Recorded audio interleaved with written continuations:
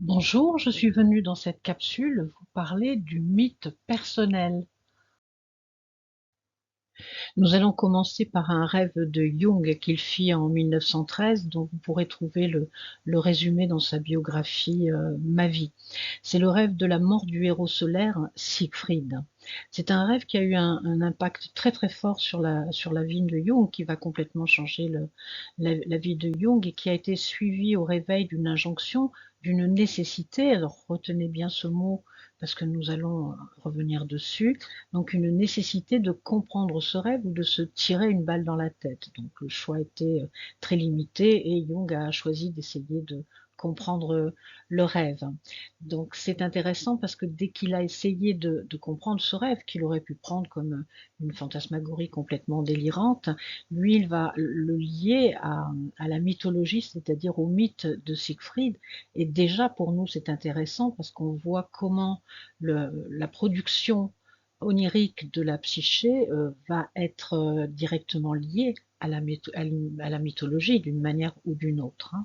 Donc il va être donné deux lectures possibles de ce rêve. Une première lecture dite de l'objet, parce que ça va parler de ce qu'il se passe à l'extérieur, dans l'environnement de la psyché qui est en train de rêver et de produire ce rêve.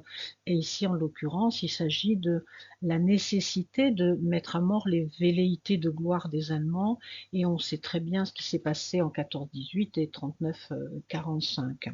C'est-à-dire que ça concerne vraiment la société, la communauté, l'inconscient collectif, l'âme du monde, et on voit ici comment la psyché de l'individu est connectée à l'âme du monde, dans cette âme du monde qui produit des images dans lesquelles se trouvent donc des schémas mythiques.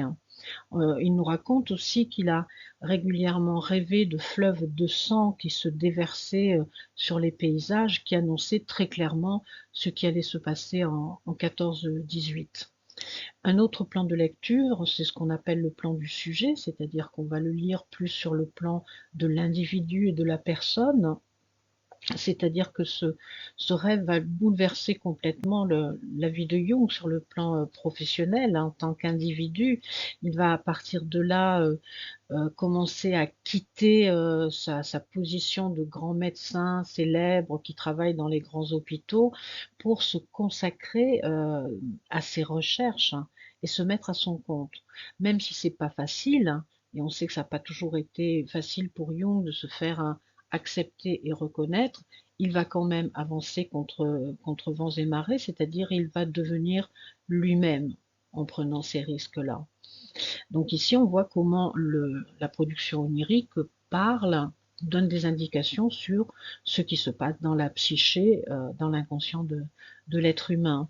Il y a une troisième possibilité de lecture, et qui n'est absolument pas inintéressante, que vous trouverez dans la thèse qu'a faite Arriaga, et vous la trouverez facilement sur Internet dans l'espace francophone jungien.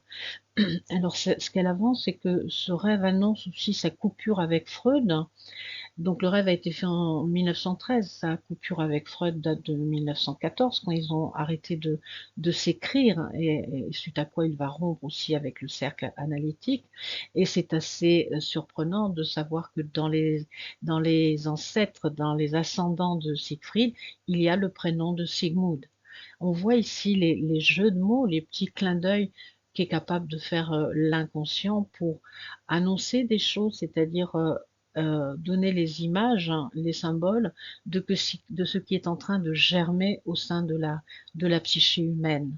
Et tout ça en lien, bien sûr, avec le langage symbolique et bien entendu avec la mythologie. Jung disait que les rêves sont la manifestation de la nature au sein de notre psyché, c'est-à-dire qu'ils sont une production de la nature, au même titre que la nature prodigue, fait pousser des arbres, des fleurs et couler les rivières, sauf que là, ça se passe au sein de notre inconscient. L'inconscient fait partie de la nature. Ça émane de l'espace psychique et ils sont sous-tendus par les lois de la nature. Et c'est pas du tout l'anarchie dans la nature, c'est pas du tout tout et n'importe quoi. Tout est parfaitement bien réglée, si je peux dire, hein. Tout est parfaitement bien fait, la nature est vraiment incroyable et nous sommes toujours subjugués par ce qu'elle est capable de produire en termes de beauté, par exemple. Une des lois que l'on peut observer dans la nature, c'est sa tendance à rééquilibrer les choses. Même les plantes font ça. Vous pouvez lire les ouvrages de Jean-Marie Pell qui sont très parlants, ou alors trouver des documentaires qui nous expliquent comment une plante est capable à un moment donné de produire des essences toxiques parce qu'elles sont trop bouffées par des chevreuils. Et donc, le temps que tout ça se régule, elle va produire des substances toxiques et puis après, elle arrêtera. Donc, on voit cette tendance naturelle de la nature à se réguler et à harmoniser. Et c'est exactement la même chose pour nous, en fait, dans notre conscient inconscient, où il y a cette tendance à réguler les choses, à essayer de retrouver l'harmonie. Par exemple, quand notre conscient est complètement unilatéral, l'inconscient va produire des rêves qui vont tenter de ramener l'équilibre. Cette notion d'équilibre, elle est importante, elle est vitale et elle est connue depuis très longtemps puisque c'est celle que l'on retrouve en Égypte lorsque Pharaon était intronisé, il le faisait sous l'égide de Math, et Math c'est la déesse de l'harmonie et de l'équilibre, avec sa fameuse plume hein, qu'elle va poser sur le plateau de la balance. Hein. Donc on voit que c'est vraiment quelque chose d'archétypal qui existe au sein des profondeurs de la psyché de l'être humain et de l'âme du monde.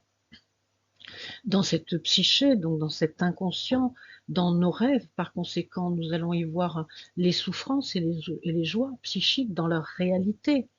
Même si elles sont imagées de façon complètement symbolique, elles vont signifier une réalité de ce qu'est en train de vivre notre inconscient. On peut le voir avec les gens qui font de nombreux cauchemars, qui consciemment ont oublié quelque chose qui les a profondément blessés, mais qui vont se mettre à faire des cauchemars qui vont permettre de faire émerger les traumatismes. Donc ça, c'est très parlant aussi. Hein. Les, de, cette matière symbolique des mythes sont à l'âme du monde ce que les rêves sont à l'individu. C'est-à-dire il y a une notion analogique entre les rêves et les mythes. À la première lecture des mythes, ça paraît complètement farfelu, c'est un peu tout et n'importe quoi, ils font tout et n'importe quoi. Mais c'est exactement la même réaction que l'on a face au rêve. La première fois qu'on a le rêve, on dit oh là là que j'ai rêvé un truc complètement, c'était complètement délirant. Et c'est exactement la même chose avec les mythes. Et c'est là que doit intervenir un autre plan de lecture qui est le plan symbolique en respectant ce fait que ce n'est pas une production de l'esprit, c'est une production de l'âme, de l'inconscient. Et en fait, cette technique de rattacher les schémas mythiques aux images des rêves, ça s'appelle l'amplification.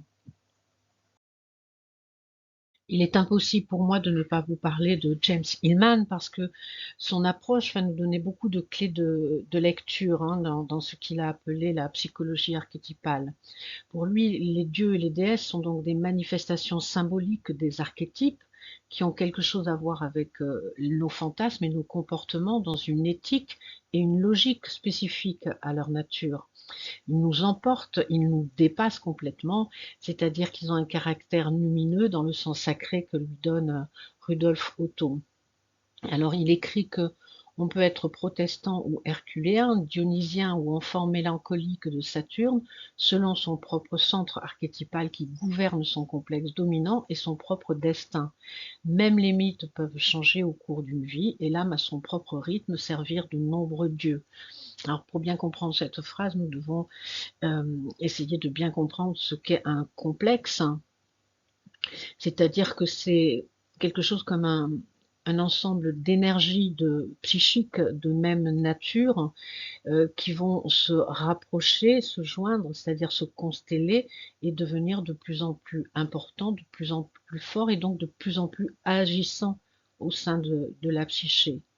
Et c'est ça qui va nous donner le schéma archétypal auquel nous faisons face. Il indique donc que les mythes peuvent changer au cours d'une vie et l'âme servir de nombreux dieux, bien évidemment, parce que même s'il y a beaucoup de répétitions dans nos vies, on ne vit pas toujours la même chose. Et donc, on peut être comme ça dans des face-à-face avec des manifestations symboliques de l'archétype qui sont plus ou moins différentes. On peut voir dans le rêve de Jung, par exemple, cette nécessité de la psyché de passer par Siegfried, c'est ce que lui dit son rêve, hein, mais et il lui dit pas de passer par le dieu Eros ou je ne sais pas par Osiris. À ce moment-là, l'expérience qu'il doit faire dans sa vie, c'est de passer par l'archétype et donc le mythe de Siegfried. D'où l'importance de reconnaître et d'identifier le mythe à l'instant T dans ce qui nous anime.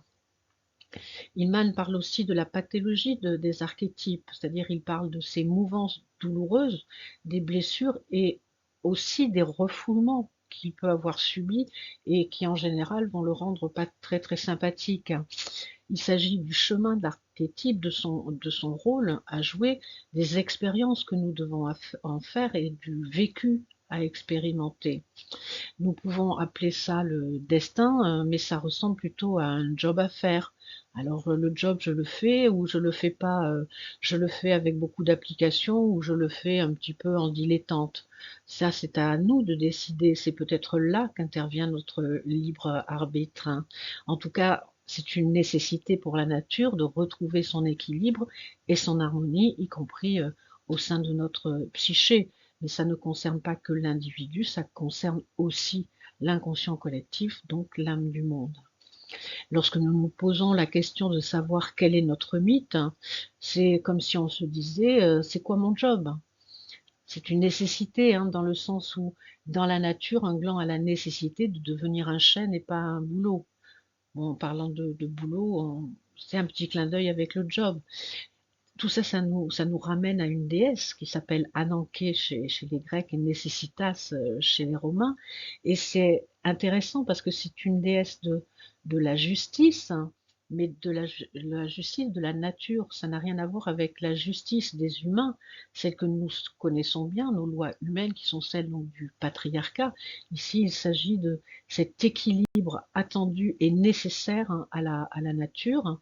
Donc cette déesse a vraiment une place très importante dans toutes les mouvances psychiques et archétypales au sein de notre psyché. Si j'essayais de résumer ce que j'ai tenté de vous expliquer dans les diapositives précédentes, je dirais que c'est important d'identifier le mythe qui sous-tend à nos rêves et à nos schémas de vie parce qu'il nous offre de grandes possibilités. Ça nous donne des clés de lecture.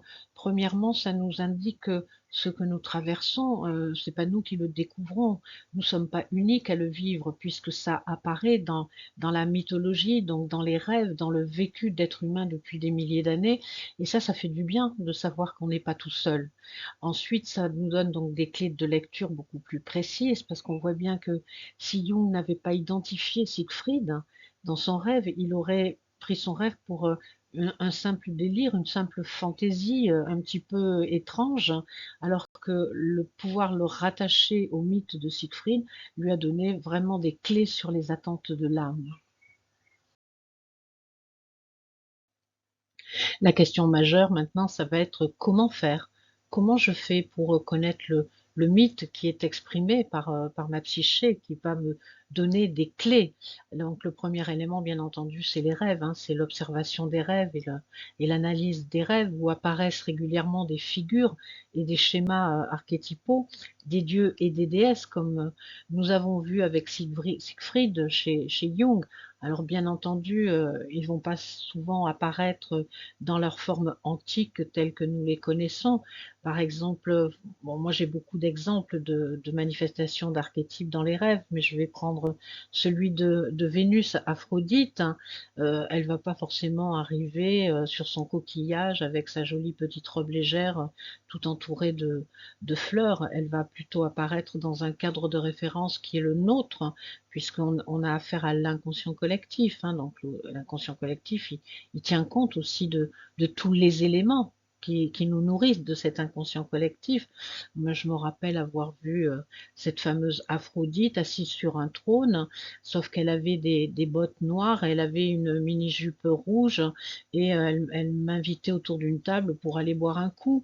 Donc, bien sûr que c'est pas facile et c'est pas évident de savoir qui elle est, que c'est Aphrodite. Je me souviens juste que dans le rêve, je lui ai demandé comment elle s'appelait, cette dame-là, un petit peu bizarre, et c'est elle qui m'a dit Aphrodite. Donc ici, j'ai retrouvé une image symbolique et mythique, et donc en observant tout le reste du rêve, c'est-à-dire le contexte, le déroulement, la lise, etc., Aphrodite avait complètement sa place et elle disait vraiment quelque chose d'important sur le job que j'avais à faire. Ensuite, on va regarder toutes les productions de l'âme. Ça peut être par exemple des dessins intuitifs. J'ai un autre exemple. Il y a plusieurs années, j'avais fait une séance d'art-thérapie. Donc j'avais fait un très très beau dessin avec une belle déesse du printemps, avec beaucoup de vert et de jaune. Sauf que sans me rendre compte, j'avais pas fait de jambes et j'avais pas fait de bras à cette jolie dame. Et jusqu'à ce que le thérapeute qui m'accompagnait me regarde éberlué en me demandant pourquoi elle avait pas de bras et pourquoi elle avait pas de jambes. Et à ce moment-là, moi, j'ai tout de suite fait la connexion dans ma tête avec l'histoire des sirènes qui n'ont pas de jambes, hein, donc qui ont des queues de poisson, mais j'ai aussi pensé à l'histoire de la déesse Setna, dont le père coupe les mains. Et donc ça aussi, ça m'a dit beaucoup de choses sur mon état intérieur.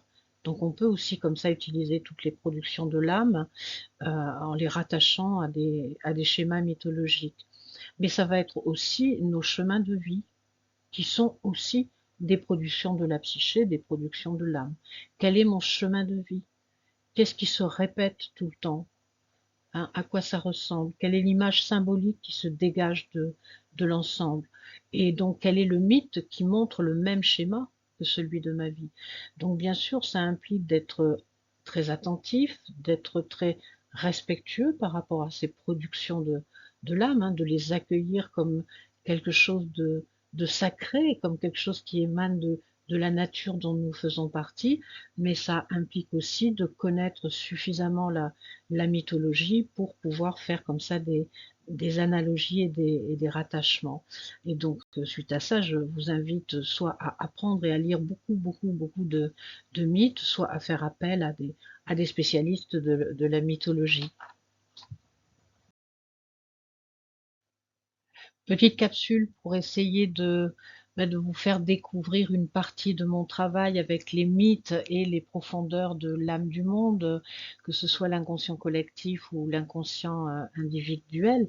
J'espère que ça vous aura donné envie de regarder autrement les productions des profondeurs de votre psyché, de lire autrement aussi la mythologie. Et puis, si vous souhaitez être accompagné dans ce travail, je vous rappelle que je propose des ateliers où je pratique des méthodes actives, hein, c'est-à-dire que vous restez toujours acteur de vos apprentissages. Et en attendant, je vous souhaite de faire de très beaux rêves.